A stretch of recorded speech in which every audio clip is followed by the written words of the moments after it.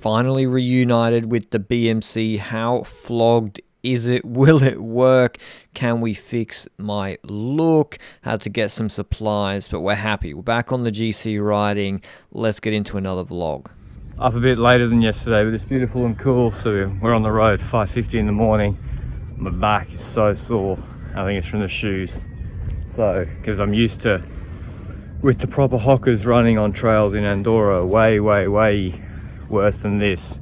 More technical, more difficult and harder. It's nice and soft here actually. It's like clay, it's not that steep. So just gonna do a maybe 30-40 minute hot girl walk, leaving Brisbane today, going down to the Gold Coast where things have to get a little bit more serious. But the thing I noticed, even from 2 days of tracking calories, it's incredible.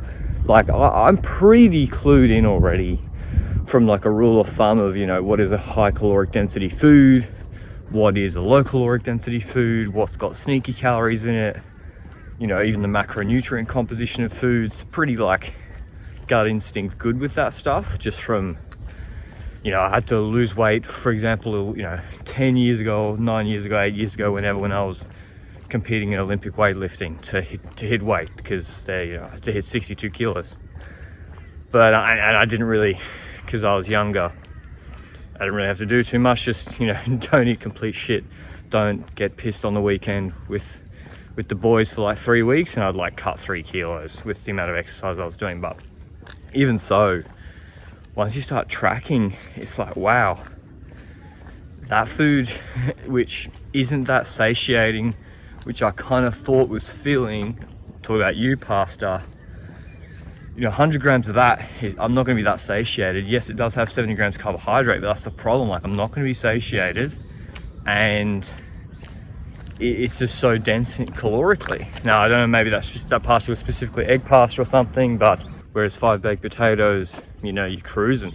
But the big thing was, man, time, duration of exercise is the key determinant of caloric burn. And running intensively is not going to get this done. The key is going to be cycling, or I guess you could do walking for like 3-4 hours, but I'm not walking for 3-4 hours a day, and I also want to get good at cycling, not just walk around. So with just running, I was even doing 150 meters elevation per walk or run, with 2 1 hour or 140 minute run hilly, and with an hour and 15 walk. It was still burning less than 1,000 calories active. So whereas with cycling, you do 2 hours zone 2 and then one sort of flat walk for 45 minutes, you'll probably be around 1,000 active calories, and it's less difficult on your body. So the riding is going to be the key. So I can't wait to get back on we'll see what the bike looks like. Haven't touched it in a year, down on the Gold Coast. What you got there, buddy? What you got there?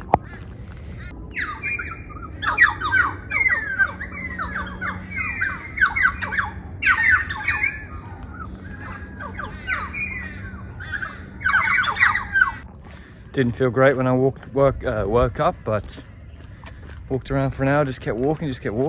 Feel great now. Feel way better. So that's always the case. It's just the hardest thing is to actually start moving. We're walking in the rain. Brian said, baby. The cornflakes and cherries were fine, but then it got dicey afterwards. Mum made me eat a lamington, and then there was some date thing. It was dangerous, and then it matters only got worse from there. I haven't had a sausage roll for so long. I'm allowed one when I'm back, and here it is. Or maybe if I do a huge ride, the calories in this are fucked. After that indiscretion, got picked up, passenger princess time, and there were going to be some more errands afterwards, or I would have to pay for it afterwards with an apartment inspection. No rest for the wicked. Just got to the GC. Apparently we got to go inspect an apartment. So that's what we're doing now. See if it's got any decent views. See if it's worth it. Property prices in Queensland or in Australia generally are just insane. I know if you convert it to euros it's less, but this is like, I think, 100 square meter apartment. Yes, it has beach views directly on it, but I think 950,000 euros for this, maybe that is reasonable, I don't know. Thoughts, guys, yes or no? 1.5 million Aussie. I don't think so. The danger of being back on the Gold Coast, though, is these two. Oh, do you want to get in a acai bowl? It's like probably 1,000 calories in these acai bowls, but I haven't had one in a year. So again, like the sausage roll, I'm afraid the spreadsheet's not going to be looking too good today, but it is what it is. I have absolutely no idea how to accurately calculate the calories in the acai bowl, especially with peanut butter. Very dangerous, not a daily occurrence, but here's the bike. It's been sitting there with the door open, with the sea breeze just corroding it for probably 10 months. I've got the 120mm zip stem on there with the top cap nut cut off. The hood covers are basically flogged. The wheels are doing really, really well, but I realized I had no CO2 canisters. That was problem number one, and one spare tube. The Conti tires are still doing okay, and so I pumped them up. The air when I let it out smelled really, really bad. But yeah, the clinchers, I'm happy to be back with clinchers. It's just a system I know how to deal with. I got hookless, tubeless at home, which in Andorra, which kind of makes me nervous. But we needed to get some more supplies, and I needed to clean this up anyway after I took it out for a spin, especially as you can see that painting. I'll get in trouble for that, I think. The bar tape's fucked. The bike seems to be in okay working order, but the chain needs to be greased really badly. I'm missing a CO2 canister and how to apply the CO2. So the last thing I want is to get a puncture, not be able to repair it, and have to get Eliza to come pick me up. That'll be big trouble. So we're going to avoid that. I'll go and get a CO2 repair kit and some gloves, because as you can see, there's no hood cover anymore on the left side, and on the right side it's so sticky from I don't know what, some resin. So it's literally, if you touch it, first of all, the sweat on the left side, if you're holding it with your bare hands, you imprint. You don't want to go there. So we're going to get gloves as well, some lube, cleaning products, and CO2, and then we're going to be good to go, I think. Even though the bike looks bad, but I think it'll be fine. Salmon rice bowls, ingredients, overpriced deli, let's go. But what I didn't fix last year was the dead battery in the stages. It's a second-hand one, and I thought no way it would work. And I've been, especially the way I treat this thing, because I can't get the battery out normally, so I have to use a knife, and I think the rubber grommet that the battery sits in, I broke a little bit off then, but it's also really old, and I thought, oh, is it going to sit in properly? And you can see how rusted the pedals are, but it went in fine, and it worked really well. I think it connected, and the new head unit found it immediately, good connections. So yeah, I wouldn't, with the compression cover being so open, I wouldn't ride in the rain with this and expect it not to break, but if it's raining, I'm going to go for a run anyway. I don't need to ride every day. So I'm actually going to be training mostly the heart rate, I think, because with zone 2, you're just doing the aerobic, no intervals really. I think it's depressing to just look at power the whole time. Obviously, you don't want to be spiking your watts too much and doing up and down, up and down, up and down, and keeping your heart rate, in the right zone. That's still not the correct thing to do. I'll obviously have a power meter on, but yeah, I just had to I forgot my head unit, so I need a head unit. I'm not using my watch. And yeah, heart rate monitor also, because I don't trust the heart rate on the Garmin watch. It's no good, I don't think. So I'm going to use, I used a ticker before, and the price is pretty much the same as 5 years ago. Not too much difference. So I think 50 euros, 50 US for a ticker. I brought back a CR2032. For some reason, I had a CR2032.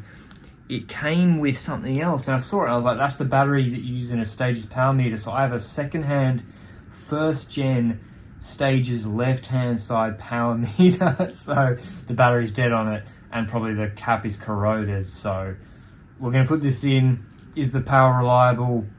Maybe. Is it better than a current? This power meter is from 2013, I think, and cost 150 euros.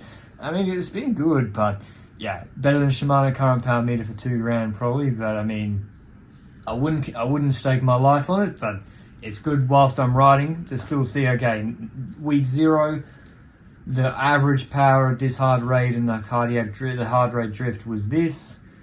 In week 10, it's X, but I won't be really, apart from maybe on some particular climbs, really looking at power too much. I don't think it's really helpful.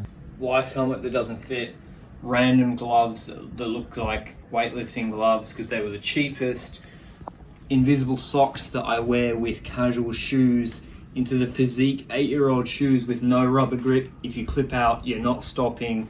Lululemon hiking shorts also were cheap because they were so unstylish. They also don't fit me anymore. And the LR merch. This is a performance outfit, and let's hope no one laughs at us. Let's fucking go. I tell you what, the dogs on this bike path, I've got blue heelers and kelpies. They look at you and they just stare. And there's nothing more they'd like than to take a bite out of your leg. Nothing more. Well, that's been a resounding success. The global cycling conspiracy deepens. I have not touched it. You've seen this bike. It's fucking flogged. The bike is knackered, right? I haven't touched it in a year. It has been exposed to the sea and salt air for a year straight through an open window. It's rusted to hell. The levers are fucked. The cables, everything. You know what? Silent. This bike, man. When I'm pedaling, you can't hear a thing. When I shift, buttery smooth, no problem. Big chain ring, drop to little chain ring, vice versa, no problem. 105, 5800. My giant TCR at home with disc brakes, forget about it. I have literally never done a ride on the TCR where it was silent in my life. Now the downside is with this bike, the brakes straight up don't work. So take that, you know, working brakes. I mean, if you go out in the wet on this bike, I'm telling you, carbon clincher rim brakes, forget about it. This day 3 was the worst eating day we had in it. Just the spreadsheet didn't lie to me with eating a sausage roll, a side bowl, and some other snacks. To out-exercise that to hit the deficit was pretty difficult. So, yeah, it's clear that if you're doing a normal amount of exercise, if I'm eating like that, even with a small dinner, it's hard to hit the deficit. So that's a one-off. Tomorrow and the next days has to be a little bit better.